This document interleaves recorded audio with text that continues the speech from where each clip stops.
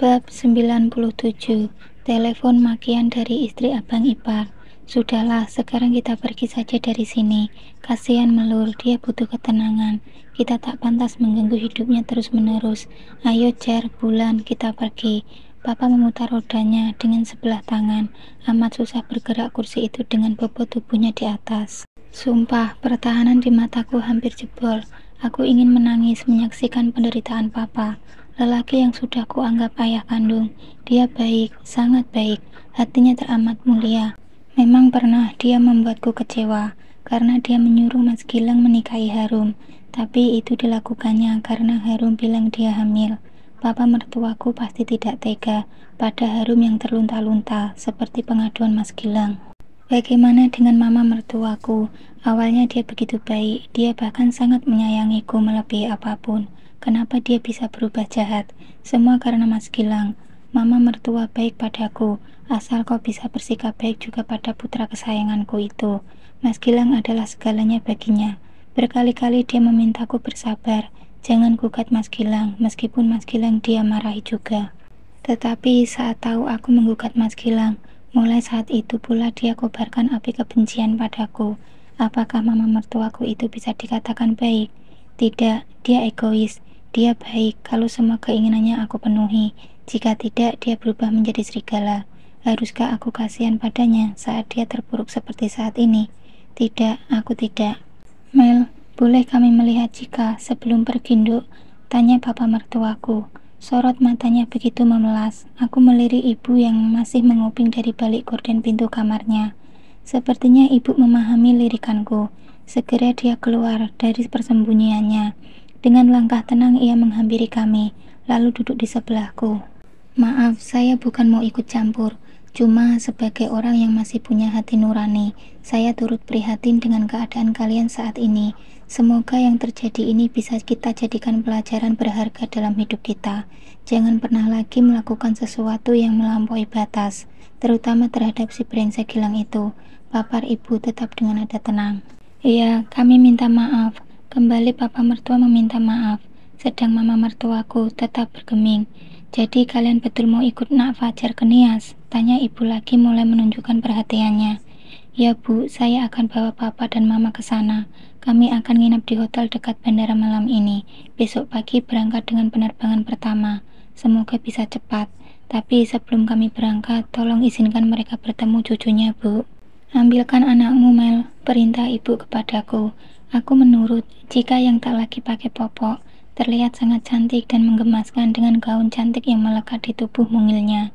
Bi Ina memang pandai sekali merawatnya, seolah tahu jika bakal dipanggil. Dia memakaikan Cika gaun bayi tercantik yang Cika punya. Cika, cucuku, cantiknya, sini sayang, sama nenek. Mama mertua langsung bangkit dan menghampiriku. Maaf, mama tidak boleh menggendongnya. Kalian hanya boleh melihatnya saja. Saya wajib menjaga keselamatan putri saya, karena saya tidak percaya pada kalian. Saya khawatir kalian akan berbuat nekat, karena kalah dalam hak asuh. Tegasku tak peduli mereka bakal tersinggung. Kenapa aku tidak boleh menggendongnya? Kenapa kau begitu sombong sekarang, Melur? Kembali mama mertuaku berteriak. Teriakan itu membuat Cika kaget. Dia langsung menjerit dan menangis kencang. Sini bu, dengan sigap Bi Ina meraihnya dari pangkuanku, lalu membawanya pergi. Hei, pembantu sialan, mau kau bawa kemana cucuku itu? Bawa sini, teriak perempuan itu lagi. Suami dan kedua anaknya segera memegangi dan menenangkannya. Saat itulah ponsel Mas Fajar berbunyi. Ibunya kembali tenang, hanya menatapku dengan tatapan nyalang. Aku tidak peduli. Siapa mas? Tanya Kak Bulan demi melihat wajah Mas Fajar yang berubah kian tegang. Kakakmu, jawab Mas Fajar lesu. Kenapa nggak diangkat? Tanya Kak Bulan lagi. Biar sajalah, jadi kita berangkat sekarang. Mas Fajar menatap keluarganya satu persatu. Gantian, kini ponselku yang berbunyi. Kulirik penelponnya. Kak Tati, istri Mas Fajar, rupanya beralih menelponku karena tidak dijawab oleh suaminya. Iya kak, kenapa? Tanyaku begitu ku geser yang berwarna hijau di layar dan sengaja ku speaker agar mereka dengar. Mas Fajar dan keluarganya semakin tegang. Mel, kamu beneran udah pisah sama Gilang? Tanya Kak Tati dari seberang sana. Iya kak, udah sah. Kenapa? Jawabku datar. Apa benar semua harta mertua kita sudah dijual oleh si brengsek itu? Tanyanya lagi. Iya kak, begitulah. Enak dong kamu ya, semua dijuali lalu diserahkan sama kamu duitnya begitu. Tuduhnya sambil tertawa sinis. Maaf kak, Mas Gilang melakukan itu setelah kami berpisah. 1 rupiah pun saya tidak menerima uangnya. Tolong jaga mulut kakak, jangan asal menuduh. Aku mulai kesal. Oh maaf, jadi dia melakukan itu bukan untukmu. Maaf Mel, jangan emosi, kakak kira begitu. Sudah kak, saya males bicara dengan kakak, saya matikan ponselnya. Tunggu, sebenarnya kakak mau bicara dengan Mas Fajar, tapi dia nggak angkat teleponnya. Entah sedang apa dia ini, entah di mana juga, kakak nggak tahu. Sepertinya sedang siap-siap mau pulang kemari. Kulirik Mas Fajar, lelaki itu menggeleng, artinya dia tidak mau kalau istrinya tahu dia sedang ada di sini saat ini. Kenapa rupanya kak? Bagus dong kalau Mas Fajar mau pulang, pancingku. Bagus apanya? Kakak mau bilang jangan sampai dia membawa orang tuanya ke sini. Kakak nggak akan izinin. Aku tersentak, keluarga broken home itu lebih kaget lagi. Maksud kakak? Tanyaku sengaja memancing lebih dalam. Ya iyalah, enak aja mau bawa orang tuanya ikut sama aku di sini. Sedangkan hartanya semua sudah dihabiskan si Gilang. Memangnya anaknya hanya si Gilang itu. Mas Fajar itu siapa? Anak angkat, sama seperti Bulan. Begitu. Orang tua kok nggak adil. Pokoknya kakak nggak setuju kalau sampai Mas Fajar nekat membawa orang tuanya ke sini. Kalau hal itu terjadi, kakak akan nuntut cerai seperti yang kau lakukan. Kak, kakak serius? Bagiku tak percaya. Ya, kenapa tidak? Dari awal pernikahan kakak sudah nggak suka sama orang tuanya yang pilih kasih itu, terutama ibunya. Gilang itu seorang anak emas baginya, sedang Mas Fajar cuma anak angkat. Dikit-dikit Gilang, dikit-dikit Gilang. Siapa yang nggak kesel coba? Sekarang seluruh hartanya habis ludes dibuat anak kesayangannya itu. Lantas kami dapat apa? Bukan rakus ya Mel, tapi logikanya. Karena Mas Fajar juga anak kandungnya. Apa wajar kalau Mas Fajar nggak dapat apa-apa? Kamu sendiri yang jadi istri Gilang juga nggak tahan. Pokoknya aku lebih baik bisa sama Mas Fajar daripada aku harus serumah dengan orang tuanya. Aku melongo. Mas Fajar terlihat semakin tegang. Tiba-tiba ibunya merebut ponsel dari tanganku. Bab 98. Mas Gilang dan Mama sangat percaya kalau Harum hamil. Aku melongo. Mas Fajar terlihat semakin tegang. Tiba-tiba ibunya merebut ponsel dari tanganku. Heh, menantu kurang ajar. Dengar ya, aku juga tidak sudi tinggal di rumahmu. Dari awal kau menikah dengan anakku. Pernah rupanya aku menginjakkan kaki di rumahmu, hah? Nggak pernah kan? Jijik aku serumah denganmu. Ingat itu ya, kalau hartaku habis dibuat anakku si Gilang, itu bukan urusanmu. Harta itu hartaku, dihabiskan anakku. Apa urusanmu? Kok kau yang stres? Aku aja ibunya biasa aja. Yang penting anakku senang. Kau mau apa lagi rupanya? Fajar itu PNS, seumur hidupnya sudah punya gaji tetap. Pemerintah udah menjamin hidupnya. Kurang apa lagi kau, dasar rakus. Oh, jadi kalau Mas Fajar PNS dia nggak kebagian harta lagi gitu. Baik, mana Mas Fajar? Aku mau bicara sama dia sekarang. Sahut Kak Tati semakin emosi. Mau bicara apa lagi kau? Pokoknya nggak ada lagi harta. Habis dibuat si Gilang. Kau mau protes apa lagi? Aneh ya, habis semua dibuat si Gilang. Mama bukannya sedih atau kecewa, malah tambah belain dia. Sakit ya Mama.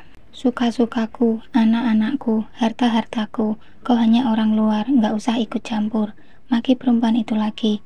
Baik, bilang sama Mas Fajar segera pulang. Besok aku akan mendaftarkan gugatan ceraiku ke pengadilan agama. Ancam Kak Tati, membuat wajah Mas Fajar pucat pasi. Terserah, mau cerai mau apa kalian semua terserah. Aku nggak peduli, teriak sang istri. Gila, dia nggak peduli anaknya bakal jadi duda semua. Wow, sekarang tinggal Kak Bulan. Apakah rumah tangganya akan kisruh juga karena perangai sang mertua? Mas Fajar terlihat kian pucat. Segera diraihnya ponsel lalu menelpon seseorang, seperti sang istri. Berkali-kali dia melakukannya, namun tak juga tersambung. Pada panggilan kelima, mungkin Kak Tati kasihan, teleponnya tersambung. Aku akan pulang besok pagi ya, tanpa papa dan mama. Jangan gegabah mau cerai. Dek, ingat anak-anak, papa dan mama saling tatap. Kak Bulan hanya menunduk. Entah apa jawaban Kak Tati dari sana. Mas Fajar tidak menspeakernya. Kami tidak bisa mendengarnya. Iya, aku pulang besok pagi. Baik, oke sudah ya. Mas Fajar menutup teleponnya, langsung diserang oleh ibunya. Kau bilang apa tadi, Cer? Kau besok pagi pulang? Kau nggak akan bawa kami? Cacar mama penuh tanya. Maaf, Ma, aku punya istri dan anak-anak. Kalian belum bisa ikut aku. Akan kita pikirkan jalan keluarnya ya. Jangan tersinggung, Ma. Jawab Mas Fajar murung. Kamu nggak usah pulang, biar tahu rasa si Tati itu nggak punya laki. Nggak bisa gitu, Ma. Aku tugas di sana. Tanggung jawabku ada. Ini aja aku sudah nggak masuk kerja beberapa hari. Aku harus pulang besok pagi. Malam ini kita harus putuskan kalian akan tinggal di mana. Mas Fajar menatap lekat wajah Kak Bulan. Perempuan itu makin menunduk. Kau bisa bawa papa dan mama, Lan? Tanya Mas Fajar penuh harap. Kak Bulan tercekak. Dia mengangkat wajah, lalu menunduk lagi. Maaf, Mas. Bukannya aku nggak mau bawa papa dan mama. Tapi Mas Fajar tahu sendiri kan, mertuaku dua-dua juga ikut aku. Kalau ditambah mama dan papa gimana? Bukan masalah biaya, tapi aku takut terjadi perselisihan kalau kumpul semua di rumahku. Jawab Kak Bulan terbata-bata. Sudah, cukup. Kalian semua memang anak durhaka. Hanya Gilang yang betul-betul sayang pada kami. Biar kami akan ikut Gilang saja. Mana ponsel mama? Biar mama telepon dia. Teriak mantan ibu mertuaku semakin beringas. Rasa kecewa dan putus asa tergambar jelas di wajahnya. Kak Bulan membuka tasnya, lalu mengeluarkan ponsel ibunya. Maaf, Ma, jangan tersinggung dong, katanya seraya menyerahkan ponsel ibunya. Sang ibu tidak menggubris, diterimanya ponsel itu dengan gerakan kasar. Lang, kamu di mana? Semburnya melalui ponsel, sepertinya panggilannya tersambung. Ada di Polsek Tanjung Morawa. Ngapain kau di situ? Oh iya, Harum dan keluarganya yang telah membakar rumah kita. Kau percaya? Tidak mungkin mereka tega melakukannya. Mama yakin pasti ada dalang di balik ini semua. Nanti kau selidiki itu. Yang penting kau bilang sama petugas itu kalau si Harum sedang hamil. Kalau terjadi apa-apa dengan kandungannya, kita tuntut mereka. Ancam ibunya berapi-api. Oh, rupanya sang Durjana sudah dapat kabar kalau pasangannya di penjara. Dia sedang berjuang melindungi selingkuhannya. Sebegitu cintakah dia pada perempuan itu? Ya Tuhan, sakit hatiku, tahu nggak sih? Sakit ini karena apa ya? Cemburu? Tidak. Sakit ini bukan karena cemburu, tetapi karena marah pada diri sendiri. Kenapa dulu aku begitu bodoh mau diperistri oleh orang sebusuk Mas Gilang? Betapa hinanya diri ini, pernah mencintai Durjana itu. Betapa kotornya tubuh ini pernah dijamah oleh tangan penuh dosa itu. Iya, segera kau bebaskan si Harum, bawa dia menemui mama. Pesani, jaga kandungannya baik-baik, perintah ibunya lagi. Sepertinya Mas Gilang dan mama sangat percaya kalau Harum hamil. Harum ternyata mewarisi sifat culas dari ibunya. Dia sengaja menggunakan kebohongan itu sebagai senjata. Laki-laki bodoh. Tunggu saja, Mas, kau akan tahu yang sebenarnya. Jemput mama dan papa sekarang. Iya, kami mau tinggal di mana lagi. Pokoknya dimanapun kami akan tinggal, nggak masalah, asal sama kamu, Lang. Nggak peduli di kolong jembatan sekalipun. Pokoknya kau harus segera datang. Ini di rumah si Melur, nggak jauh kan dari polsek itu. Cepat pokoknya. Iya, kau naik taksi online saja, mobilmu di sini. Perempuan itu menutup teleponnya. Aku segera melangkah ke kamar, ibu mengikutiku. Kenapa, Mel? Tanya ibu saat melihatku membuka brankas. Kebetulan Mas Gilang akan datang, Bu. Aku akan menyerahkan sepertiga dari uang simpanan kami. Berdasarkan keputusan sidang itu, sepertiga adalah hak Mas Gilang. Agar tidak ada lagi alasan dia menghubungiku, lebih baik segera aku serahkan. Baiklah, tapi uangnya di bank bukan? Iya, aku talangi pakai uang aku aja, Bu. Yang tersimpan itu biar saja utuh. Akan kujadikan sebagai tabunganku. Toh tidak akan hilang. Apa uangmu cukup? Kalau tidak, ibu ada pegangan sedikit. Biar ibu ambil. Bentar, aku hitung. Ibu ikut menghitung. Kurang 2 juta, Bu. Ibu ada? Tanyaku ragu. Ibu punya 1 juta. Tenang, ibu pinjam uang Bi Ina sama Bi RT dulu. Besok langsung kau ganti ya. Tunggu di sini. Ibu bergegas keluar. 10 menit dia sudah kembali. Ini cukup kan? Tanyanya meletakkan uang 2 juta di ranjangku. Cukup, Bu, sahutku memasukkan semua uang ke dalam amplop, lalu gegas keluar kamar menemui mereka. Bab 99. Mantan mama mertua meradang. Maaf, Mas Fajar, bukannya ngusir, tapi sumpah aku nggak mau Mas Gilang datang ke sini. Ibu juga nggak sudi kalau Mas Gilang menginjakkan kaki di rumah ini. Jadi sebaiknya kalian pergi dari sini sekarang juga. Ini ada uang bagian Mas Gilang sesuai dengan keputusan sidang. Mudah-mudahan bisa digunakan untuk biaya hidup mama dan papa, juga ngontrak rumah. kataku sembari meletakkan amplop berisi uang di tangan Mas Fajar. Hei, sombong benar, ayo kita pergi, aku juga nggak sudi lama-lama di rumahmu ini. Rumah ngontrak aja sombong, ngaku-ngaku rumah pacar. Nggak usah mimpi, cuma si Gilang dulu yang mampu menerima kau sebagai istri, meskipun kau orang kampung dan miskin. Nggak sadar diri, udah ditolong malah mentung. Bilang aja kau mau menguasai mobil itu kan? Ambil, untukmu satu. Hitung-hitung sedekah kami buatmu. Kau kan anak yatim, pengen punya mobil, iya kan? Maaf, mobil itu hasil usaha kami selama kami nikah, Ma. Jadi wajar dibagi dua. Mobil itu bukan harta Mama. Alah, nggak usah ngeles. Sekarang aja kau bilang nggak mau lihat muka Gilang. Sombong. Ma, maaf, bukannya sombong, tapi saya memang nggak sudi lagi ngelihat muka Mas Gilang. Tolonglah Mama berubah. Kasihan hidup Mama dan Papa ke depannya. Kalau terus-terusan belain dia, saya takut Mama akan semakin kecewa nanti. Nggak usah belain Mas Gilang terus. Nggak usah ngajari aku. Tuh, si Harum akan dikeluarkan dari penjara. Mereka akan segera menikah dan punya anak. Ambil anakmu itu, aku sudah nggak butuh. Harum perempuan baik, penurut, walaupun ibunya jahat. Harum pasti bisa nurut, nggak kayak kamu sombong, bertingkah lagi. Sumutnya sambil berdiri.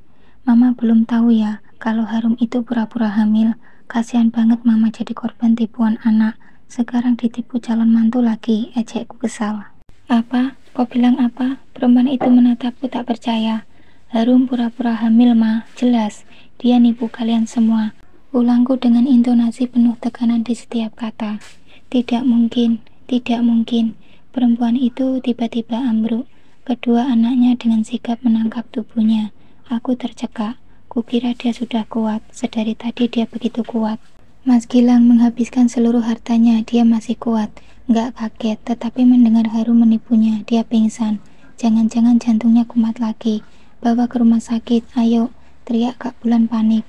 Mereka mengangkat ibunya ke mobil. Pak Basit datang membantu. Kudorong kursi roda Papa keluar. Papa ikut ke rumah sakit ya.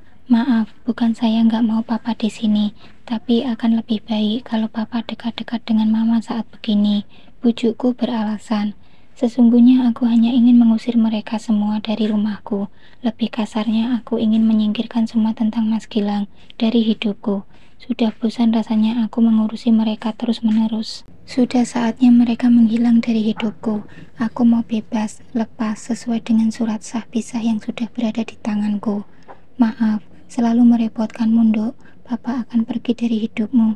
Jaga jika baik-baik ya. Papa pergi, ucap Papa menitikan air mata. Segera kurai dan kuciumi punggung tangannya, lalu melangkah kembali masuk rumah. Ibu melepas kepergian mereka dari teras. Aku langsung masuk kamar, menumpahkan kesedihan di sana. Papa, dialah yang aku tangisi. Aku tak sanggup melihatnya menderita seperti itu. Jujur, aku sangat ingin merawatnya. Aku ingin membawanya berobat agar bisa sembuh kembali normal seperti sedia kala. Tetapi bila dia tetap di sini, hal itu akan menjadi alasan bagi keluarganya untuk tetap menghubungi aku. Itu tidak boleh terjadi. Aku harus kuat, harus tega. Lama aku membenamkan wajah di bantal. Air mata kesedihan membasahi sarungnya. Sentuhan tangan ibu di punggungku membuat aku tersadar. Apalagi yang kau tangisi, Mel?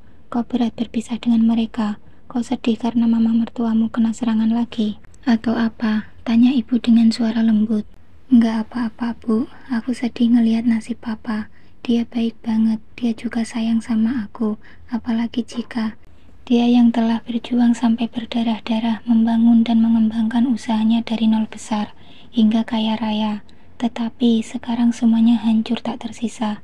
Hidup terlunta-lunta dengan kondisi stroke sebelah badannya. Dia nggak bersalah, tapi kenapa dia yang menanggung semuanya, Bu? Isakku, tangisku pun berlanjut. Kau pernah dengar ceramah seorang ustadz ataupun guru di pengajian bahwa sesungguhnya tugas seorang suami adalah mendidik istri dan anak-anaknya. Perbuatan istri dan anak sudah menjadi tanggung jawab seorang suami. Maka dari itu, suami harus bisa bersikap tegas terhadap istri dan anak-anaknya. Jangan lembek. Ternyata itu benar, bukan? Nyata terjadi dalam kehidupan keluarga suamimu. Papar ibu menjelaskan. Aku membenarkan. Papa memang terlalu lembek.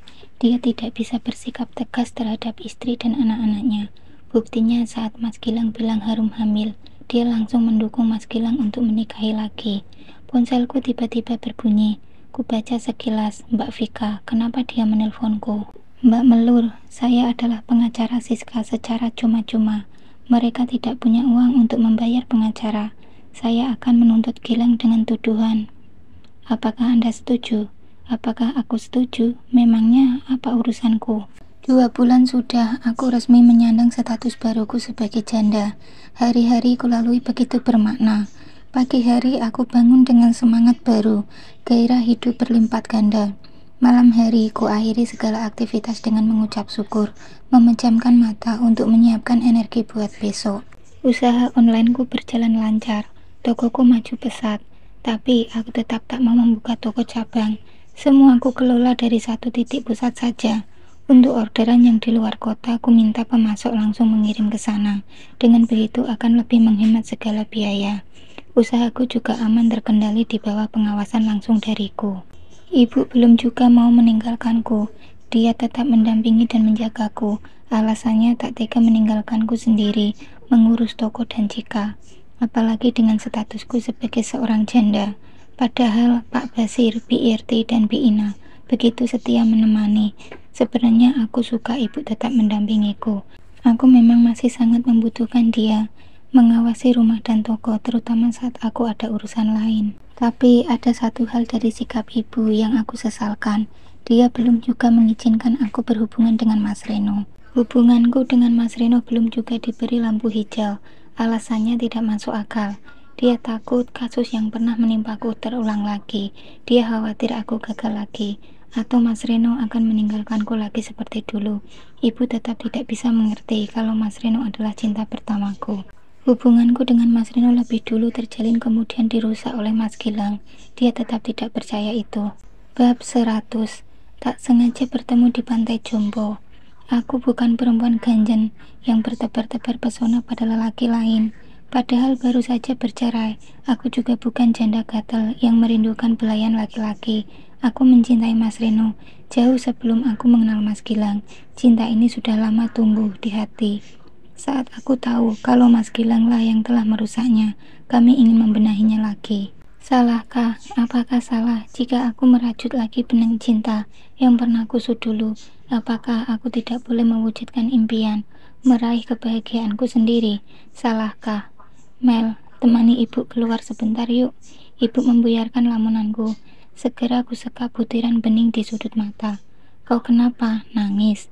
Tanya ibu meneliti wajahku. Tidak, aku hanya kelilipan, sahutku berdusta. Oh, kirain nangis. Ayo temani ibu bentar. Toko ada yang jaga kan? Iya ada, malah kok di toko. Ibu mau ditemani kemana? Nemui Bik Lastri. Kau ingat Bik Lastri yang rumahnya di belakang kantor kepala desa di kampung kita?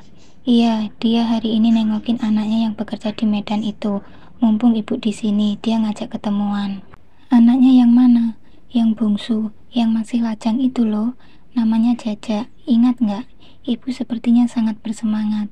Apalagi saat menyebut nama anak Bik Lastri. Aku jadi curiga dengan sikap ibu. Udah lajang, ngapain ditengokin? Selidiku, memangnya kalau anak lajang nggak perlu ditengokin. Udahlah, ayo kita berangkat. Aku menurut setelah ibu berpesan pada Bi Ina untuk mengurus Cika dengan baik. Kami berangkat. Ternyata alamat yang diberikan oleh Bik Lastri kepada ibu adalah sebuah yayasan panti jompo. Anaknya yang bernama Jaja itu bekerja di panti itu. Sebenarnya aku sangat malas mengikuti kemauan ibu, tetapi aku takut membantahnya. Setelah memarkirkan mobil di tempat parkir yang tersedia, aku mengikuti langkah ibu menuju bangunan panti. Matanya celingukan ke sana kemari, seperti mencari sesuatu.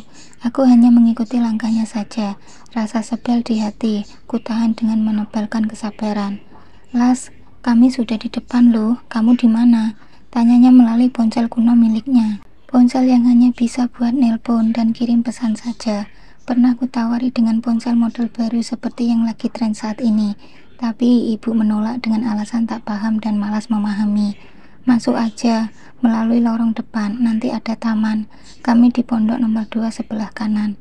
Kami nunggu di sini ya. Di sini enak ngobrolnya, lebih santai. Jajak masih dinas, jadi nggak boleh keluar, sahut Bik Lastri. Oh iya, kami datang. Atau dijemput Jajak ke depan, gimana? Nggak usah, kami aja yang ke situ, kata ibu menutup teleponnya. Kita ke taman di belakang, katanya lewat lorong itu. Ayo Mel, ajak ibu bersemangat. Aku menurut tanpa berbicara sepatah kata pun. Hebat ya si Jajak, dia bisa kerja di tempat seperti ini. Pekerjaan yang membutuhkan kesabaran yang luar biasa. Dari pekerjaannya saja kita bisa menebak bagaimana sifat dan karakternya. Iya kan Mel? Puji ibu sambil berjalan. Sahutku singkat. Pasti Jajak itu orangnya penyabar, penyayang, telaten ngerawat orang tua, dan mertuanya kelak. Bagaimana menurutmu Mel? Aku tidak menyahut, pikiranku sibuk menganalisis tujuan ibu datang ke sini, lalu mengaitkan dengan ucapannya barusan. Ucapan yang memuji Mas Jajak setinggi langit. Ngapain coba? Dia muji-muji anak Bik Lastri terus-menerus. Jangan-jangan ibu naksir lagi sama anak lajang Bik Lastri itu. Masa iya sih dia mau memanggil Bik Lastri sebagai mertuanya? Jangan-jangan ibu bermaksud besanan dengan Bik Lastri. Wah gawat nih, Mas Reno, tolong aku. Tenang, hatiku tenang ya. Kalaupun ibu ada niat seperti itu, kita harus menghadapinya dengan elegan. Masa kalah dengan Siti Nurbaya yang menolak dijodohin? Ups, Siti Nurbaya berhasil nggak ya menolak dijodohin? Yang jelas ini bukan zaman Siti Nurbaya, titik. Nah, itu mereka, teriak ibu terdengar begitu bahagia. Aku tidak tertarik ke arah yang ditunjuknya. Mataku lebih tertarik kepada pemandangan mengharukan di pojok sebelah kiri. Sepasang kakek nenek terlihat begitu memprihatinkan. Si kakek menyuapi sesuatu ke mulut sang nenek dengan sendok di tangan kirinya. Si nenek menolaknya dengan kasar. Keduanya duduk di atas kursi roda. Aku terharu melihat si kakek begitu sabar menyuapi, padahal separuh badannya sepertinya tak bisa bergerak. Hanya tangan kirinya yang lincah menyuapi makanan yang ditolak berkali-kali oleh si nenek. Mel, ayo, ibu menarik tanganku. Ibu duluan, aku ke sana sebentar. Tolakku melepaskan pegangan tangannya, lalu melangkah mendekati sepasang orang tua yang telah usur itu. Rasa bagi disengat listrik ribuan volt. Aku tersentak kaget. Itu papa dan mama, mereka mantan mertuaku. Kenapa mereka ada di sini? Ya Tuhan, apa yang telah terjadi? Kemana Mas Fajar? Kemana Kak Bulan? Kemana Mas Gilang? Kenapa orang tuanya berada di panti ini? Apa yang telah terjadi ya Allah? Aku menghentikan langkah, kutatap pemandangan mengharukan di depan mata. Papa yang lumpuh sebelah, berusaha menyuapi mama dengan tangan kiri, karena hanya tangan itu yang masih berfungsi. Sementara mama, wanita yang terlihat berubah menjadi sangat renta itu, menyender di kursi rodanya, seolah tanpa ekspresi, tatapannya kosong, menatap jauh entah apa yang dilihatnya. Mulutnya dikatukannya dengan rapat, setiap sendok suapan dari papa menyentuh bibirnya. Bahkan berkali-kali kulihat dia memuntahkan bubur yang telah berhasil masuk ke mulutnya. Makanlah dulu, nanti kamu sakit ma, bujuk papa tiada jemu. Ini hari apa? Tanya mama tiba-tiba. Hari Sabtu, kenapa? Papa menjawab, lalu balik bertanya. Lihat, jam berapa sekarang? Perintah mama, kira-kira jam 2 sore, kenapa? Tanya papa lagi. Kenapa Fajar dan Gilang belum datang juga? Katanya hari ini akan jemput kita kan? Tapi kenapa mereka belum datang juga?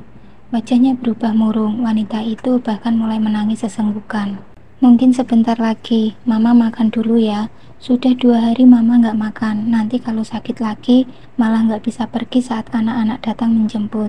Makan sedikit saja ya, bujuk papa penuh kesabaran. Mereka bohong lagi kan, waktu itu mereka bilang kita dititipin di sini hanya seminggu. Fajar akan segera menjemput kita setelah minta izin sama istrinya.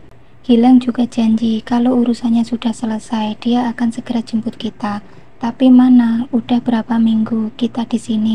Udah 7 minggu, tapi mereka tak kunjung datang juga. Bulan juga nggak pernah nengokin kita. Perempuan itu terisak dan terguguk. Jadi anak-anaknya sengaja menaruh mereka di sini. Anak-anaknya telah membohongi mereka. Ya Allah, jadi Mas Fajar nggak jadi membawa papa dan mama. Kak Bulan juga tega menelantarkan orang yang telah merawatnya sejak kecil. Lalu Mas Gilang, kemana dia?